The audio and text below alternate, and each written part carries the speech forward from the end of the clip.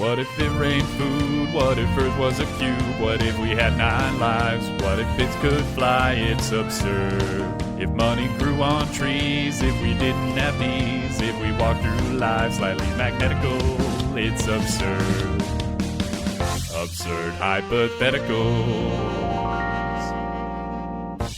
Hello everybody and welcome to Absurd Hypotheticals, the show where we overthink dumb questions so you don't have to.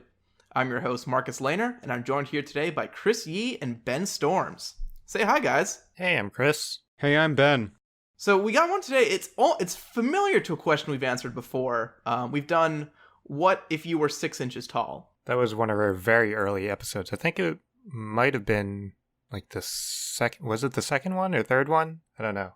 It was one of the definitely in the early. first 20. Yeah. But this one was actually definitely different. In this one, we doubled down on one. It's not just you. It's everybody. And it's not 6 inches tall. It's only 1 inch tall. The question we have is, what if everyone was 1 inch tall? Ben, why don't you start us off and, explain to us why it's different than 6 inches?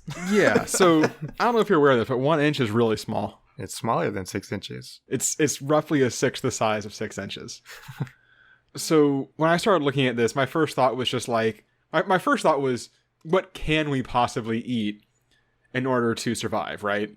Because, a lot of our current options are pretty much off the table, just due to our small stature. Our tables are too small. The tables are, well, the problem is the tables are too big, so we can't get up to them. We wouldn't have built the tables. Yeah, we wouldn't. I guess, because we haven't specified, this is not a, everyone wakes up and they're an inch tall. This is a, humans have always been an inch tall, in case that wasn't clear from the start. But once I started thinking about this, what I realized is that before I can figure out what we have to eat, I have to figure out how much we have to eat. Because obviously, that is going to be different when we're only an inch tall. Because your calorie requirements, your base metabolic rate, it varies based on a lot of things, but across just any organism, really, what it comes down to for the most part is weight, right? So, going even further back, what does a 1 inch tall person weigh? This is actually pretty hard to figure out. I tried a few different ways, and most of them just didn't work because most of the ways people can sort of approximate human weights assume relatively regular human proportions. And I would, do the math out and then find out we all were going to weigh negative 80 pounds, which probably isn't accurate. So what I finally wound up having to do is I was able to find the number for the density of the human body, which is 1,010 kilograms per cubic meter. And what I figured out is that if you can just scale down human dimensions, you can use that density to figure out, based on those dimensions, overall, a human's volume, what their weight would be. So for the approximation, I decided to use an oval cylinder. So, cylinder with ovals at either end, right? Basically going from top of the head to the feet, and then the long axis is across your shoulders, and the short axis is across your chest. It's not perfect, but it's going to give you a pretty close approximation to the volume of a human. So I need that height, that width, and that depth of a person. So I found in the NASA Manned Systems Integration Standards, Volume 1, Section 3, I tried this last week and I could say it. Anthropometry. I kept trying to add an extra syllable there. And biomechanics.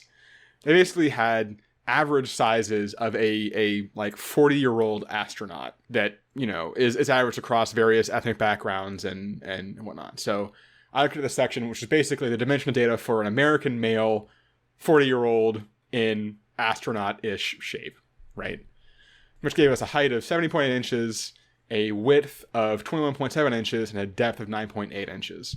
And what we can do is take those dimensions, and because we know we're only an inch tall, we can scale everything down by the ratio between that 70.8 inch height and that 1 inch height. So that winds up being about 1.4% of the size, which gives us a 1 inch tall, 0.3 inch wide, 0.14 inch deep person. And then just as sort of a sanity check, I want to make sure that using my cylinder approximation, I was going to get roughly the volume of a human when I went through the math. So I was able to find a couple of places where people had done actual, basically by doing you put something in water and see how much the water rises, had figured out what the volume of a person is. And they both worked out to about 4,000 cubic inches. So if I use that volume approximation on the NASA numbers, I wound up with a volume of about 11.8 thousand cubic inches, which is clearly not 4,000 cubic inches, but that makes sense because we're not cylinders. But what it does give us... You do. I love how you just talk about how good your approximation is, and then it's off by like 3 times. well, hold on. But this is actually still useful because we have that number based off of the NASA calculations. We can figure out the ratio between that and that actual 4,000 cubic inches, and get sort of what proportion of that cylinder is actually a person, and we can use that to get an actual accurate volume calculation at the end of all of this. So it works out to being like, around 3 times, right? So overall, crunching all the numbers, our 1-inch person is going to have a volume of 0.011 cubic inches, which using that 1,010 kilograms per cubic meter, or 16.5-ish grams per cubic inch, winds up with a mass of 0.746 grams, which is quite small. And this is kind of at this point where I had gotten this volume and this mass was like, man, we're really little, huh? Which I have the kilogram to pound, and you weigh 0.0004 pounds. Mm-hmm. It's ridiculous. Yeah. Like I knew that obviously a 1-inch person is small, but somehow it was even smaller than it was in my mind. It's ridiculous. So how do you get from this to an actual knowing how many calories we need to eat in a day? There actually is an equation people have calculated for an organism's metabolic rate. Basically, because metabolic rate is very dependent on mass. The reason for that is a little complicated, but a lot of it boils down to the fact that it's a lot easier for a big thing to hold its heat than a small thing, right? Mostly because of surface area and stuff like that. So small organisms have to spend a lot of energy just not freezing to death, right? To just, keeping themselves hot. It's like the ratio of volume to surface area. Exactly, yeah. If you have an elephant, it's obviously a lot easier for an elephant just to, by existing, be warm than a mouse, So it kind of works out to, I guess there's kind of a couple of ways to look at this. So there's more to your base metabolic rate than just the mass, but within a single organism, you can pretty accurately determine an exact metabolic rate based on their mass and then a constant that varies based on the organism. And it kind of works out to that constant times the mass to the 2/3 power. So I was able to find an example mass for a person in BMR, which was a 70 kilogram man has a BMR of 87 watts. 1 watt is 0.86 kilocalories, which is sort of the calories you see on food, right, per hour. So I did the math just as a sanity check once again, and found out that doing this gives a requirement of about 1,800 calories per day, which checks out with, what actual nutrition says, right? Does it still say 2,000 a day actual nutrition? I'm curious. So actual nutrition, it's one of those things where 2,000 a day is actually a fine, rough guideline, because it's pretty, I guess 2,000 a day for a average sized man. It's lower for women from a combination of factors. And then obviously it'll vary based on your weight and then based on your actual goals. And activity level. Your activity levels, exactly, yeah. It varies a lot, but it's going to be somewhere between probably 1,500 and 2,200, something like that. I don't know. And 5,000 if you're The Rock. Yeah, my issue is not with keeping 2,000 calories anyway. It's just making sure that 1,200 of those 2,000 calories aren't Cheetos. Right, exactly. Yeah. Anyway, we can use our tiny weight using the constant we can find by using those numbers. And that tells us that our daily requirement is only 0.87 calories per day, which seems really low, personally. So I want to try to figure out a way to sort of, check that. So what I did is basically I found the smallest mammal on the planet, which is the Etruscan shrew. It weighs about 1.8 grams. Just a little tiny adorable shrew. That weighs 10 times more than... Oh, no, not 10 times more. It's but it's close. 1.5 times, right? Yeah. Something like that. Which, yeah, I know it's also... Congratulations, guys. We're now the smallest mammal on the planet, so cool. Well done. that little shrew has to eat 1.5 to 2 times its body weight per day, and it mostly eats insects, larvae, and worms. So I found a doc from the Food and Agriculture Organization of the UN that gives calorie counts for different insects. Threw out one that randomly had like 1,200 calories per 100 grams when all the others were like below 500, because that was just like a really weird outlier, and got an average of 208 calories per 100 grams of insects. So roughly 2 calories per grams, which with that body weight and that 1.5 to 2 times its body weight, it's eating like 5.4 or 7.2. So actually the 0.87 I don't think is that far off. It does weigh, I guess it's a little more than twice as much as us. So how many bugs do we have to eat? Well, it's funny you should say that. So I actually checked on like, what's the thing we could actually maybe hunt? I thought ants. Ants are pretty small. Ants weigh 1 milligram to 5 milligrams each. And even if you say it's 5 milligrams each, the calorie count in ants means that it would take about 150 to get to 1 calorie. And I don't think we could successfully hunt 150 ants per person per day. So I started looking at other options, because clearly being like carnivorous predators may not be our lot in life anymore. I thought about grass, but unfortunately we don't have cellulase, which is the enzyme that breaks down cellulose, which is like what grass is comprised of. So you can eat grass, it just goes through as indigestible fiber, but you're not going to get any nutritional benefit from it. So can't eat grass, so still stuck with things you could actually eat. I looked at berries. Blueberries, which are like the smallest, most like movable for us berries, have 57 calories per 100 grams, and they weigh about half a gram, so it's only like 2.85 calories per blueberry. So we'd have to eat, even saying that the 0.87 is accurate, you'd have to eat, like, 3.5 blueberries per day, which isn't impossible, but one thing I realized is that it's going to be pretty much impossible for us to actually grow anything, because it would require like a crane or something. So we're probably stuck with foraging. So I finally wound up with probably our best option is seeds, and specifically like acorns. Using acorns, an acorn weighs like 1 to 10 grams, and you get 3.87 calories per gram of acorn. So one acorn, even if it only weighs a gram, could feed like almost 5 people, and bigger ones could feed even more. So obviously it wouldn't have to just be acorns. Seeds in general are just very calorically dense for their size, which is kind of what we need. So I think we're kind of just going to be basically squirrels is kind of what it comes down to. Squirrels got it figured out, man. Right? Like, we're just going to run around and like forage for seeds and stash them away and try not to get devoured by literally everything, because we're now the smallest mammal on the planet. Or we build tiny cranes and start moving blueberries. So here's the problem. Here's the problem with that is that, like, because I was thinking about, like, if you can grow like a single potato, it can feed you for a year or whatever, like, right? But the problem is, if you grow anything, like any other larger mammal that forages for food is gonna come by and steal it, because you can't do shit about it. What are you gonna, like? If a squirrel comes up to you, what are you going to do? I do like the idea of an entire village of people defending one potato. Right. Right? Like, it's a great mental image. I don't think it's that practical. So I think we're foraging for seeds. I guess what it comes down to. So no more cows and steaks and stuff. I like steak. Yeah. I tried to look into, like, if we could. So technically you can milk any animal. I try to figure out if we could milk that shrew. It's a lot bigger than us. I wound up just not going down that road, because it just wasn't possible to get any actual answers, because clearly no one's tried to milk a tiny shrew before.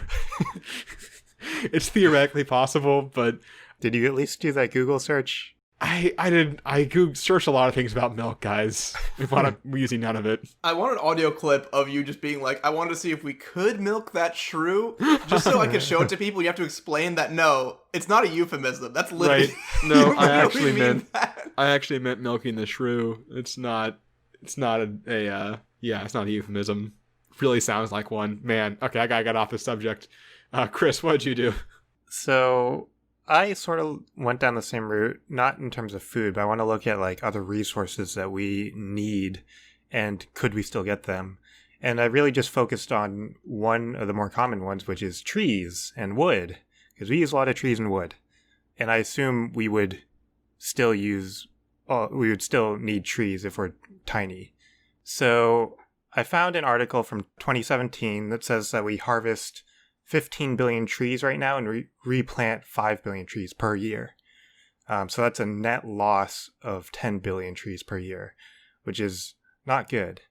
If we continue this consumption of trees, that means we're going to run out of trees in 300 years, which is not far off. Wait, when was this study from? 2017.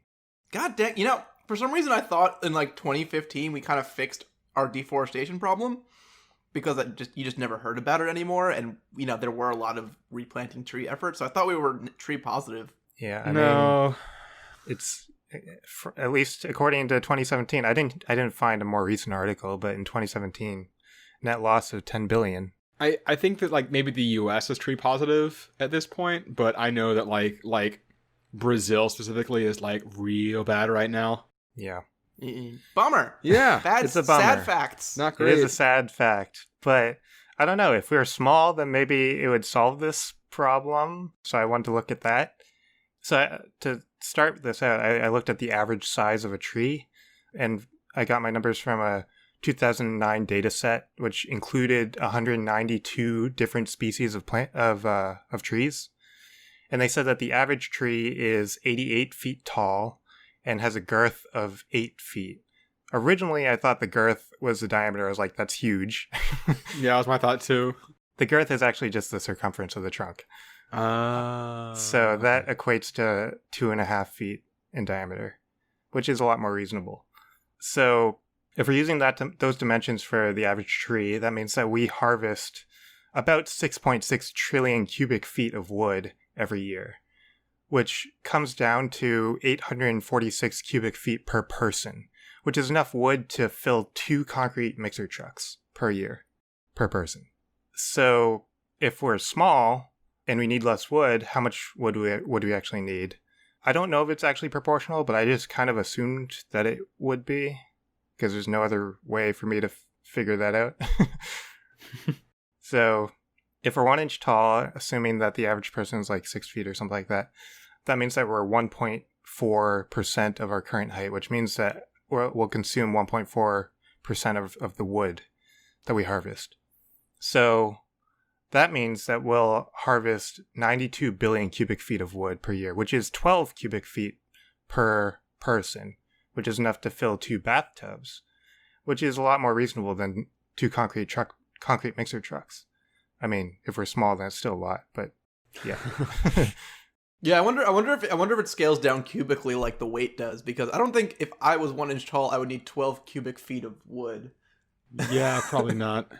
Yeah, well, I mean, that's just an average number. So like for like construction and stuff, because we use wood for a lot of stuff, construction tools, for heat. I guess that's true. So there's a lot of things. It's not just like I have this wood thing in my house. Right. And that equates to around 210 million trees per year, which is way lower than our 15 billion trees. And it's a lot easier to replant trees than it is to actually cut them down. So I figured we'd still be able to keep that 5 billion trees replanted, or at least get close to it. So that would be good. We'd have a net positive or a net gain in trees, which is a good thing. But the next thing I want to see is, could we actually cut down a tree? Because like obviously they're much bigger now and it's hard. And well, first I kind of like looked at other options, and I considered grass, because grass is more our size, but I knew that grass decays a lot faster than actual wood, because I think it has a much higher water content. I think it decays within like a few weeks. So it really wouldn't work for like construction material. So we still need the wood, we still need the trees. So we still need to cut down the trees. So how big is a tree compared to us proportionally? If we look at this proportionally, a tree is now the diameter of the height of the castle at Walt Disney World. That's the diameter of an average tree. And the height of the average tree is the length of the National Mall leading up to the Washington Monument. So giant tree. And if you want to walk around the trees, like the circumference of the trunk, it would be the equivalent of 1.5 football fields. So how do we normally harvest these trees? We have something called a tree harvester. So it's basically just like a big crane. It's like a vehicle thing that you can drive and stuff, and the person's inside. But at the end of the arm of the crane, there's a head, and the head has a bunch of things on it. It has like a chainsaw at the bottom that can cut down the trunk of the tree. It has like little claw grip things that can wrap around the trunk. And then it has wheels on the grippy things. I don't know what the official words for these are, so I'm just going to call them grippy things. And what it does, oh yeah, and then on the top of the head there are like blades, just like sharp blades. And what it does is that it uses a chainsaw to cut the trunk, and it turns the tree horizontal, and it uses the wheels to feed the trunk lengthwise through the grippy part, and the blades at the top strip off all the branches. It's actually really cool. I looked up some videos of it, and it looks really cool. It looks kind of creepy, actually, how efficient it is. Oh yeah, no, that tree harvester is like, we did it once before where we were looking at cutting down trees. Did we? I think it was, I was looking at lightsabers, see if you cut a tree down faster with a lightsaber, and then I saw the tree harvester and immediately gave up on the idea. Yeah, I wasn't in that episode, but yeah. It's like so you know what I'm talking about. Insane. Yeah, no, it's wild. It's like an upsetting level of tree destruction. It's like Fern Gully. Like, it just, oh boy, all those trees are just comically gone. It's like, how did we get this efficient at this? I have no idea. Practice. Billions of trees a year in practice. Yeah. But now that we're tiny and we're only an inch tall, I guess theoretically you could still build tree harvesters, but they would be tiny tree harvesters, and they would not be very effective. So how are we going to cut down these trees? We need an alternative. We can't really build a machine that's like bigger than the castle at Walt Disney World that'll like move and like cut down trees. It's not going to work. So I started looking at other ways that we can cut things down. And cutting things down, I started looking more into like boring into things is sort of like cutting things down. So I started looking into tunnel boring machines. And we use them to obviously bore tunnels. So the biggest tunnel boring machine that I could find, they said that they're up to they have a diameter up to 58 feet. So proportionally, if our height is an inch tall, then that means that our tunnel boring machine would be about 10 inches in diameter. So compared to our 2.5 foot diameter trunk, we would need to make 3 passes through the trunk in order to cut it down, which is actually pretty good. I think it'd actually maybe even fall down after 2 passes, because then like 2/3 of the trunk is gone. So the tunnel boring machine actually moves, like in real life, it moves about 35 feet per day, which is not a lot. And proportionally, that's about 6 inches per day. So every day, if we're cutting into this tree, we're going to bore into it 6 inches every day. And that means that it'll take 5 days to do 1 pass through the trunk. And it'll take like 10 to 15 days to actually cut down the tree. If we need 210 million trees per year, that means that we need 8,750,000 crews going at once, like crews operating these tunnel boring machines. All right, job creation. Perfect. Yeah. Just what we need. And it takes about 10 people to operate these machines.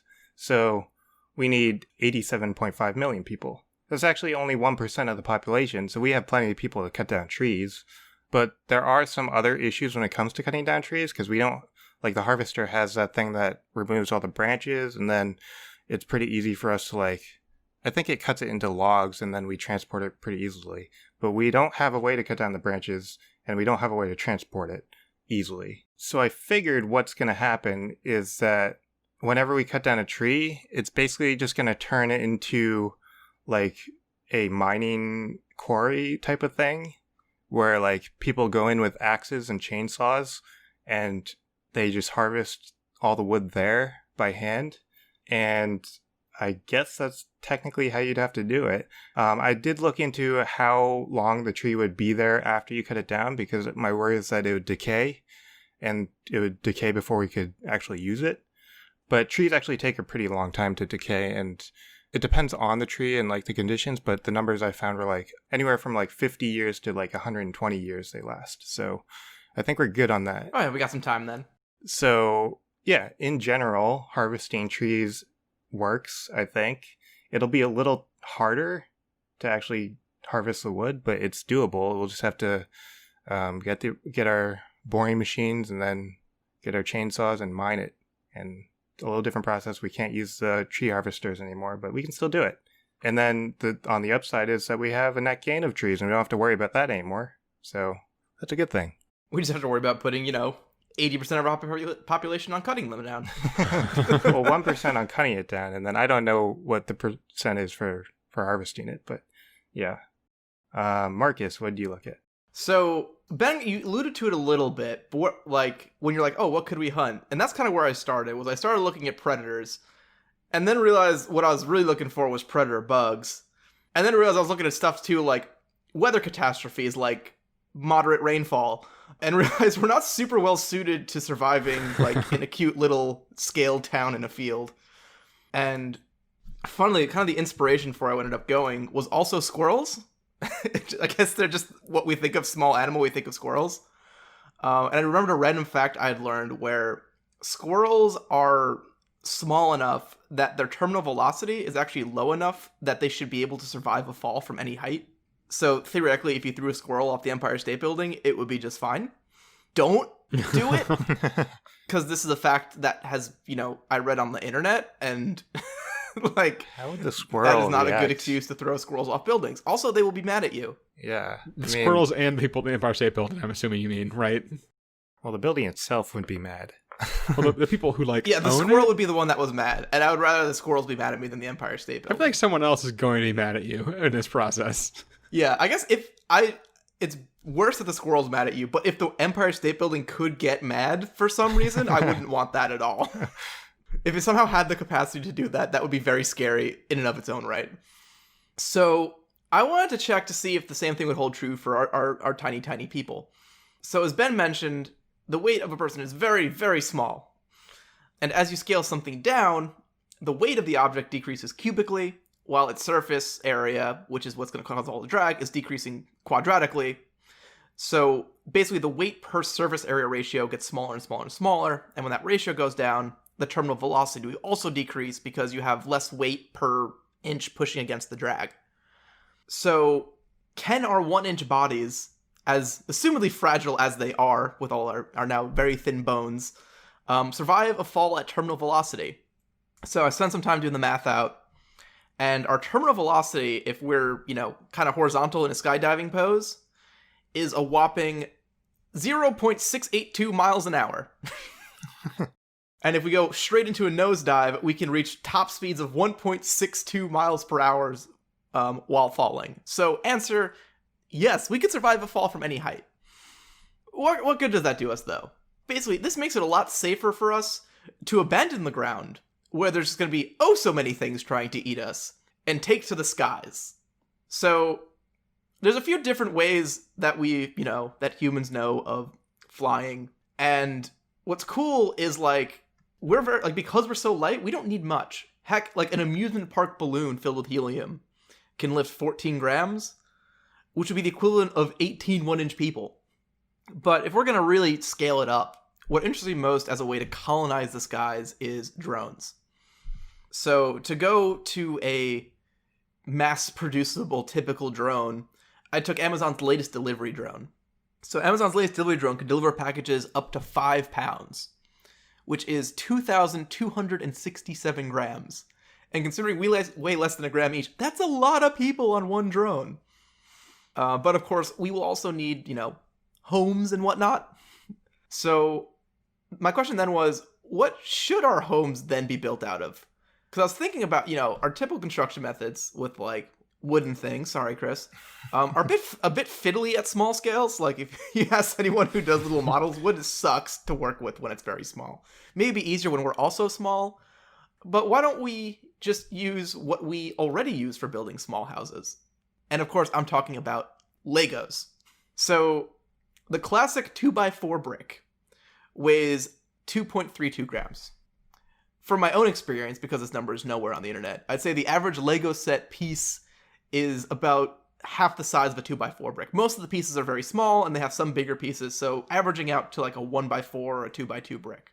So if we say we use 1,500 grams of our 2,200 pound drone carrying capacity, we can have 1,300 Lego bricks to build our colony structure.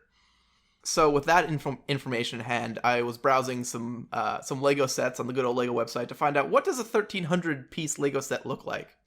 And I found the Lego Creator Expert Gingerbread House set number 10267, which is, as the name implies, a cool little gingerbread house. It's got a living room, a kitchen, a bedroom, an attic, the dining room. It's got, trees and candy canes and, all of these little features and full of furniture.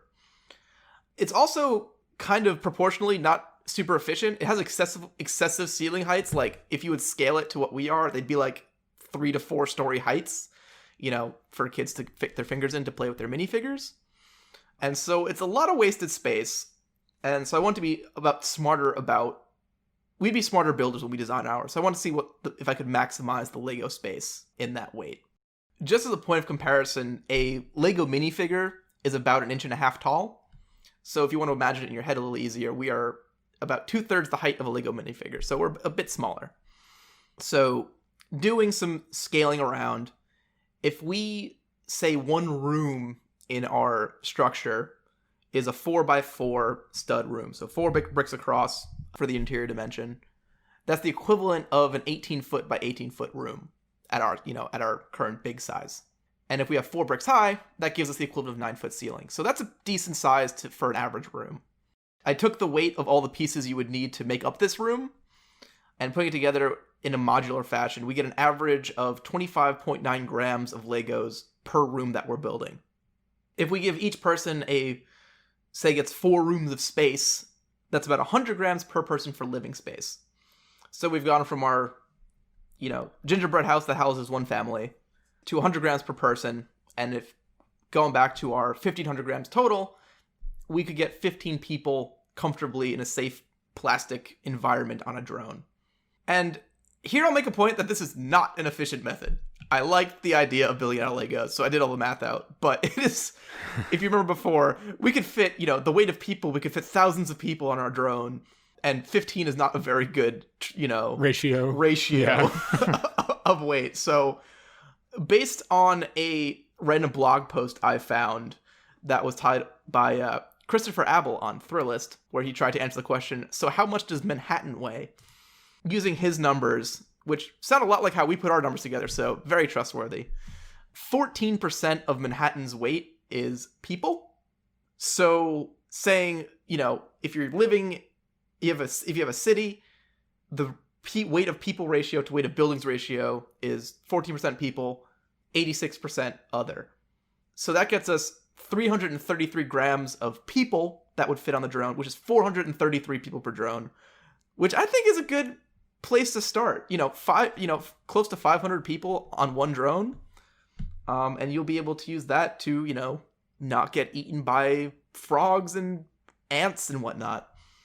If you're in France, you do have one additional concern.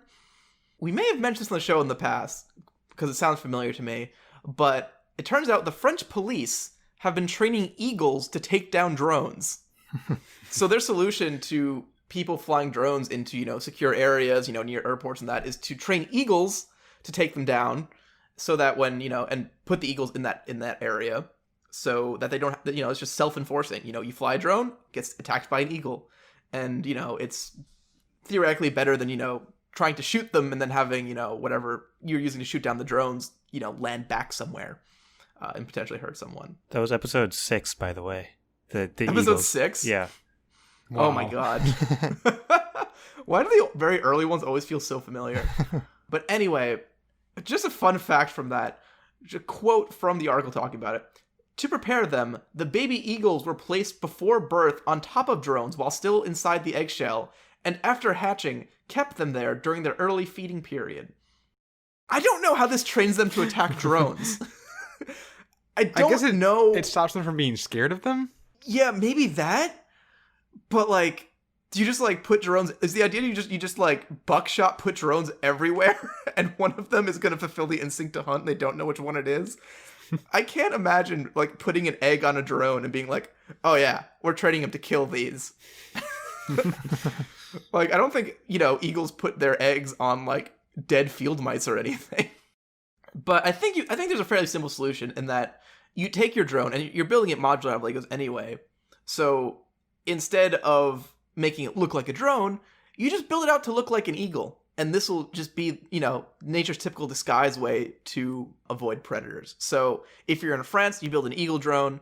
If you're elsewhere, you can don't build it out of Legos. Legos are bad. Build it out of, I guess wood or small plastic that's not bulky as Legos is. Because again, once you scale it around, your wall is the equivalent of 2 foot thick of solid plastic, and it's just unnecessary. How are you going to power these drones? Batteries. They have batteries. That's a short-term solution to a long-term problem, dude. Yeah. Look, here's my take on technology. We can build things bigger than ourselves, so there's no reason we couldn't create an energy infrastructure and charge our drones. Okay. I guess. Would it be exactly an Amazon drone? No.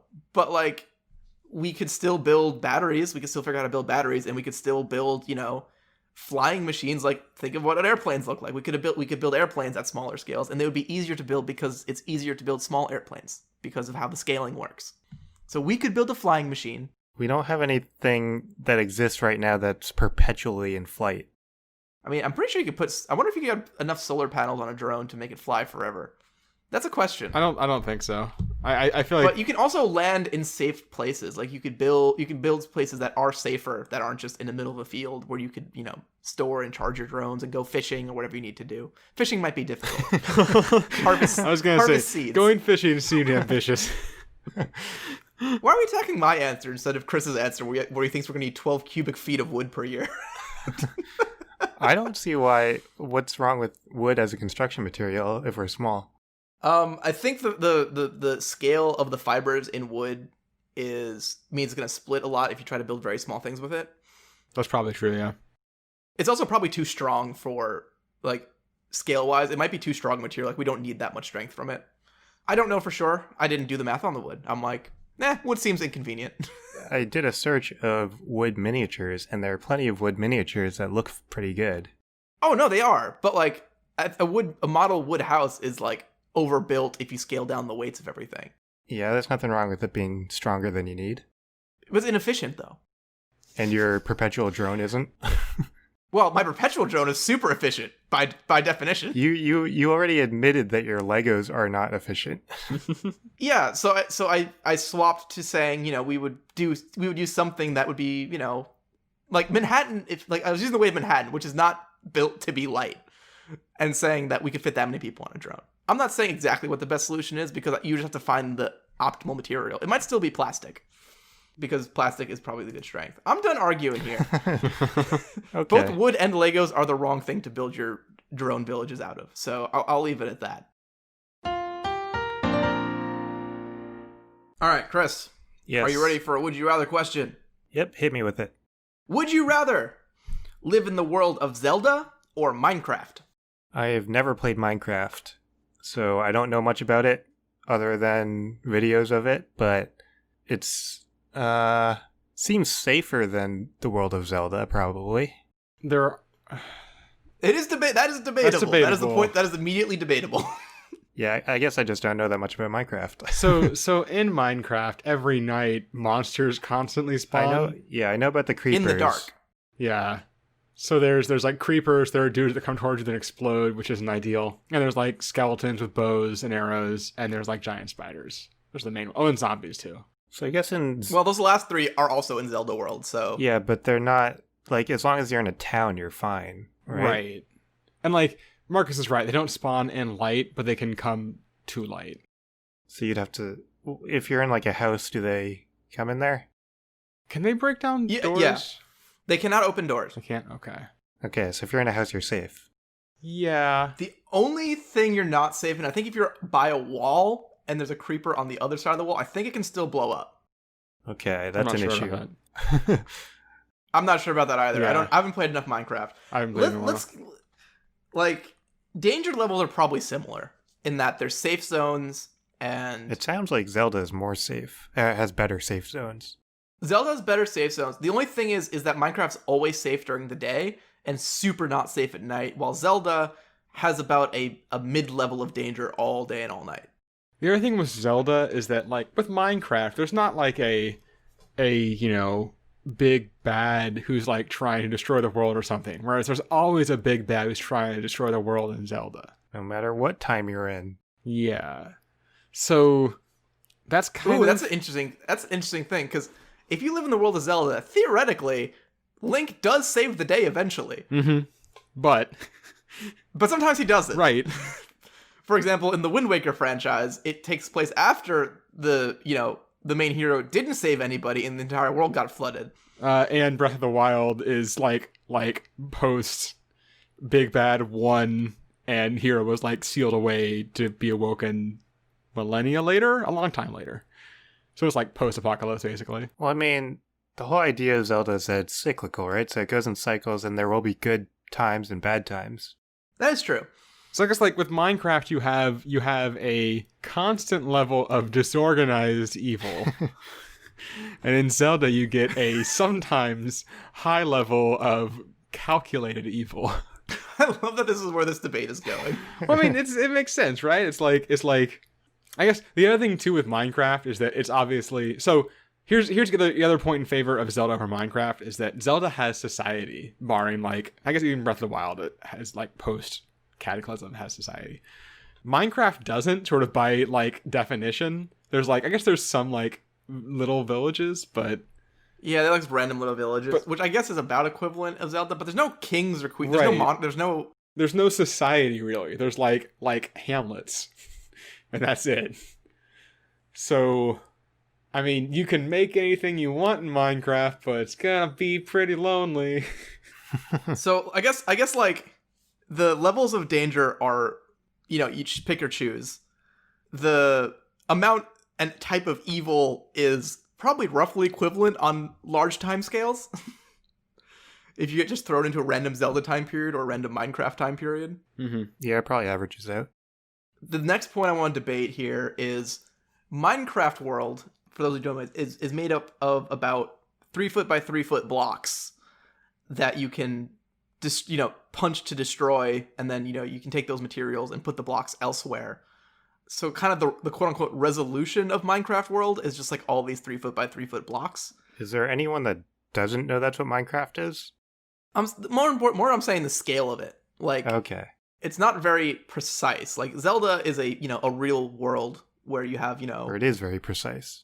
Yeah, you have normal size things. And Minecraft has some objects, but like the world, while malleable, is like, well, blocky. And that probably kind of sucks, because like in Minecraft, when you just like jump around, like it's pretty easy for you to do that. But if I have to like go over a 3 foot tall block, like that takes a bit of effort on my part. It's not that difficult to do it in the game. Are you following the rules of your character in the game? That's actually a very good question. I think you are not the main character of the game. I would say like you don't just have infinite jump power. Like you're not the game avatar. Like you are a real person in that world. But I will say that all the random things in Minecraft can just like walk up a 1 block step. Oh no, you can go up a 3 foot block step. I can do it. It's just a pain in the ass. You can build stairs, but like if you're out and about in like you're just like walking across the hills, it's like, oh, big 3 foot square. Let me just. Is that the official get over that. dimension for the squares? Because it seems smaller than that in the game, just from me picturing it right now. The player character is about 2 blocks high, so that's probably about right. Really? I always thought it was smaller than that. Yep. Nope. Doors are 2 blocks high. I'm gonna say it's not difficult for you to move up a 1 block thing because a pig can do it. Right. Like a pig can do it, but like imagine climbing on your kitchen counter, Ben. A pig can't do that though. But like it's not that you can't. It's not that you can't. It's just annoying. Well, he's saying that like a pig would not be able to climb onto your counter. Yeah, a pig in the real world can't climb onto a 3 foot tall I guess it probably can. But you're What saying can it does pigs it do? easily in the Can game. pigs fly on 3? Can pigs climb 3 feet? Probably not. I feel like we're really focused on whether a pig can get over a 3-foot gap, and not so much focused on all the other giant points that are Right, I guess- I just Zelda versus Minecraft world. Here. Yeah. Well, I mean, that effort level to get over a block is significant. Yeah. If we're that's not saying it's actually as an hard issue. as you are, Yeah. then I think it's pretty obvious what the choice is. But I don't think it is as hard as what you're saying. Yeah. Is there any merit to the world being much more malleable in Minecraft? But I think generally the block world is worse. Like living in block world is worse than living in regular, Agreed. shape world. Everything's more malleable, which means that it's more destructible. But it's also more easily rebuilt. True. Yeah. So is malleability? I think the malleability is a plus. I don't know if it outweighs the living in block world, and I'm leaning towards no. But that's just me. I mean, it's a would you rather, so you guys can make your own determination on that. Like, I think the biggest fact for me is that Zelda world is an actual society and Minecraft world is not. Yeah, I think Minecraft world will get very lonely very fast. Even though, I mean, part of the gameplay is that you can play with other people. Like, real people. Yeah, but even when you're doing that, like, it's like, a handful of people. Oh god, could you imagine inviting someone over your house and they're just like, "Hey man, have you ever tried putting your wall like from here and like they break your wall down like to over here and like they put another wall down?" And you're like, "Dude, stop." To be fair, it's really easy to put it back. Yeah, it's easy to put back, but it'd just be like, "Dude, it's my house. Stop it, man." I don't know. I think I know. I think I'm ready to make a determination. Me too. I think I am too. All right. I'm going to say that I think I would rather live in the Zelda world because I don't think the extra bonuses you get from Minecraft world outweigh the inconvenience of it and the just it being shittier as a blocky. Also, I really don't like the idea that something is randomly dark one time, like an explosive can spawn in my house. That's not cool. Yeah. That doesn't surprise me at all that you choose Zelda, because you're the Zelda guy. But I didn't even pick it for Zelda. I'm not like, "Oh man, yeah, I want to meet Link." No, I just don't want to have my house exploded. I never expect in any situation that you'd pick Minecraft over Zelda in anything. I also choose Zelda for pretty much the same reason. I just think the safe zones are better. I don't like the idea of having to worry about creepers outside my house. And I think the destructibility of everything is a downside. Even though it is easier to rebuild, I don't want to rebuild it. I just want it to be, I want it to stay. I'm also going to go with Zelda. A lot of the same reasons as Chris. Also, just, the lack of society in Minecraft. And honestly, what it comes down to is I get bored playing Minecraft pretty quickly. I would get very bored living Minecraft. All right. Well, now do it. We all agree, which is cool. And for similar reasons, which is also different. If you want to hear us go over that same Would You Rather again very briefly, you can always hear it on our behind the scenes episode. But to get to that, you have to go to www.patreon.com/absurdhypotheticals and click on that Become a Patron button. For $1 a month, you get access to our behind the scenes episodes where we talk about all the month's previous questions. We talk about how we make the show. We've done things like having guests or having Ben drink spicy milk, or sometimes we'll just brainstorm for the show live. We'll just say like, "Hey, let's save discussion for the behind the scenes," and we'll see where we come out. So you can literally hear us make the show in real time. Those are our actual discussions. So they're pretty cool. If you just want to hang out with us a little bit extra, that's also another good place to do it. So lots and lots of good reasons to come to our Patreon and listen to our behind the scenes. But in any case, if you want to wait a whole nother week to listen to more of us, you can join us next week where we answer the following question. What if it was always overcast?